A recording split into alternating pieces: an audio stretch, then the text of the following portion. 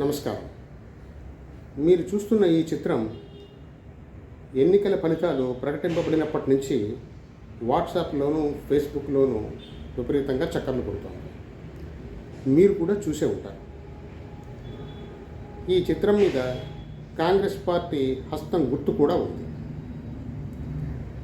కాబట్టి కాంగ్రెస్ వారికి ఒక ప్రశ్న: అయోధ్యలో ఆలయం కట్టడాన్ని బీజేపీ రాజకీయంగా వాడుకున్నది నిజమైతే, ఇంతకాలం ఆలయం కట్టకపోవడాన్ని, కనీసం ఆ దిశలో ఎటువంటి ప్రయత్నం చేయకపోవడాన్ని కాంగ్రెస్ రాజకీయంగా వాడుకోలేదా? పైకి చెప్పకపోయి ఉండవచ్చు, లేదా చెప్పుకోలేకపోయి ఉండవచ్చు. కాబట్టి ఈ విషయంలో బీజేపీ కాంగ్రెస్లు రెండు పార్టీలు ఒకటే. కానీ ఒక సున్నితమైన వివాదాస్పదమైన అంశాన్ని ప్రస్తుత కాలానికి తగినట్లుగా న్యాయబద్ధంగా కోర్టు ద్వారా పట్టుదలతో పరిష్కారాన్ని కనుగొన్నందుకు బీజేపీకి ఖచ్చితంగా ఎక్కువ మార్కులు పడతాయి. మరి ఎక్కువ మార్కులు పడినప్పుడు చిత్రంలో చూపించినట్లుగా రాముడి యొక్క ప్రధాన ఆలయాలు ఉన్న అన్ని చోట్ల బీజేపీ ఓడిపోవడం ఏమిటి? ఎక్కువ మార్కులు పడడం, రాముడి ఆలయాలు ఉన్న అన్ని చోట్ల, అంటే ప్రధాన ఆలయాలు ఉన్న అన్ని చోట్ల బీజేపీ ఓడిపోవడం, ఈ రెండు పరస్పర విరుద్ధ సంఘటనలు ఏకకాలంలో ఎలా జరిగాయి? ఈ ప్రశ్నకి సమాధానానికి మనం రాముడి దాకా పోక్కర్లేదు. స్థానిక లౌకిక కారణాలతో మనం సమాధానం చెప్పచ్చు అని మనం ప్రశ్నను కొట్టిపడవచ్చు. ఇన్ఫ్యాక్ట్ మనం విన్నాం కూడా. ఏంటంటే అయోధ్య నగర సుందరీకరణ భాగంలో రోడ్లను విస్తరించడం, ఆ రోడ్లు విస్తరించినప్పుడు చాలామంది ప్రజలు ఇల్లు కోల్పోయారని, ఆ కోల్పోయిన వారికి పునరావాసం రిహాబిలిటేషన్ ప్యాకేజ్ సరిగ్గా అందజేయలేదని, అందుకే ఆ ప్రజలు తీవ్ర అసంతృప్తి చెంది బీజేపీకి వ్యతిరేకంగా ఓట్లు వేశారని మనం వార్తలు విన్నాం. కానీ చిత్రం చెప్తున్నట్లు మనం పారలౌకిక దృష్టితో చూస్తే it's looking like A paradox. కాబట్టి ఈ విషయానికి మనం పారలౌకిక దృష్టితోనే ఒక సంతృప్తికరమైన సమాధానాన్ని కనిపెట్టగలమేమో చూద్దాం.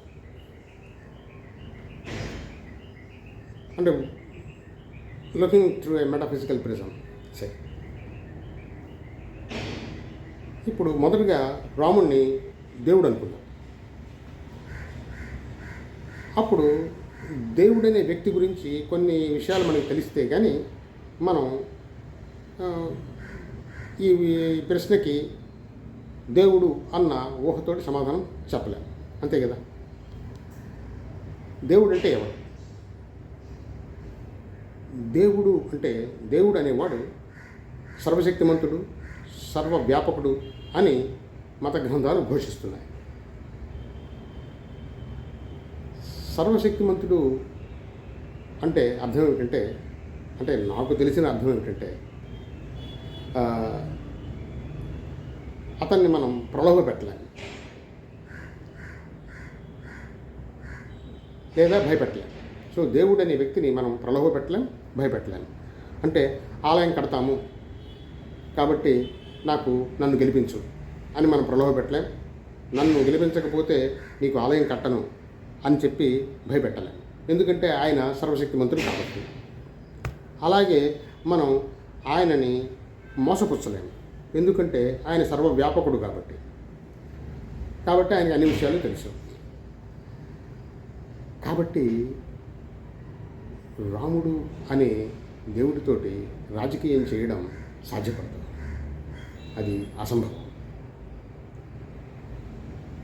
ఇక రాముడు అనే వ్యక్తిని మనిషి అనుకుందాం. మనిషి అనుకున్నప్పుడు ఒక మనిషి ఎటువంటి పరిస్థితుల్లో ఏ విధంగా అంతకుముందు ప్రవర్తించాడో తెలిస్తే మనకి వీడు కొత్త పరిస్థితుల్లో ఎలా ప్రవర్తిస్తాడో మనం కొద్దిగా ఊహించగలుగుతాం. అంతే కదా. ఇలా ఊహించడానికి మనకి రామాయణం ఒకటే ఆధారం. ఎందుకంటే రాముడి ప్రవర్తన అంతకుముందు కొన్ని పరిస్థితుల్లో రాముడు అనే వ్యక్తి ఎలా ప్రవర్తించాడు అని తెలుసుకోవడానికి మనకి రామాయణమే ఆధారం. అంతే కదా. ఇప్పుడు రామాయణం ద్వారా రాముడు ఎలా ప్రవర్తించాడో,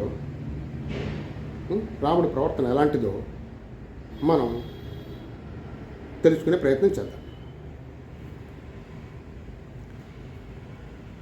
తండ్రి మాట కోసం తన రాజ్యాన్ని వదులుకున్నవాడు, క్షణంలో సీతను తెచ్చివ్వగలిగిన బలవంతుడైన వాలిని మాతృప్రేమ విహీనుడని వదిలివేసి సుగ్రీవుడితో జతకట్టినవాడు, శరణన్నందుకు శత్రువు సొంత తమ్ముడైన అతనికి అభయమిచ్చినవాడు, భార్యను అపహరించినవాడు, సంపదగినవాడు అయిన రావణాసురుడు యుద్ధంలో కూలి నేల మీద పడిపోయినప్పుడు ఏమన్నాడు చూద్దాం ఒకసారి.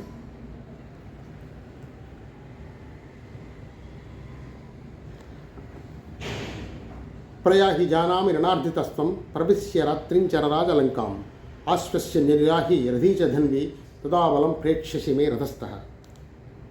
నాకు సంస్కృతం రాదు, తెలుగులో చదివాను. దీని అర్థం ఏంటంటే, నీవు యుద్ధంలో అలసిపోయినావు ఓ రావణ, నీవు యుద్ధంలో అలసిపోయినావు, నాకు తెలియను, నువ్వు లంకకు వెళ్ళము, కొత్త రథములు తెచ్చుకొనము, విల్లంబులు తెచ్చుకొనము, రథారూఢుడివై తిరిగిరా, రథమునందున్నవాడివై అప్పుడు నువ్వు నా బలము ఏమిటో తెలియగలవాడు అన్నాడు. ఇటువంటి వ్యక్తి ఎలాంటి పరిస్థితుల్లో ఎలా ప్రవర్తిస్తాడో ఎవరైనా ఎలా ఊహించగలం? కాబట్టి రాముణ్ణి తోడుగా పెట్టుకుని,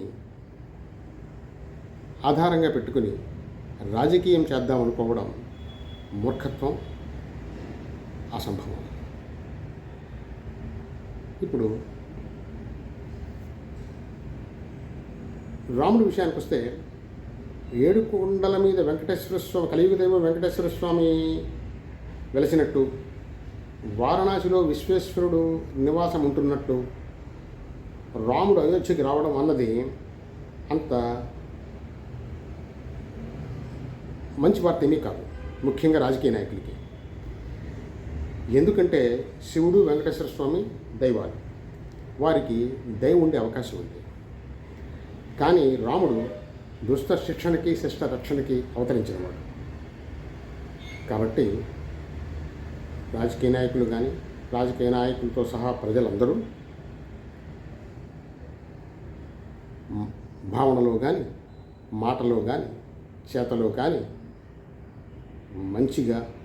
మంచితోనూ, మృదుత్వంతోనూ, సామరస్యంతోనూ, రాజు ప్రజల పట్ల ప్రేమని, ప్రజలు రాజు పట్ల గౌరవాన్ని ప్రదర్శిస్తూ ఉండాలని, ఉంటే మంచిదని, ఉంటారని ఆశిస్తూ స్వస్తి.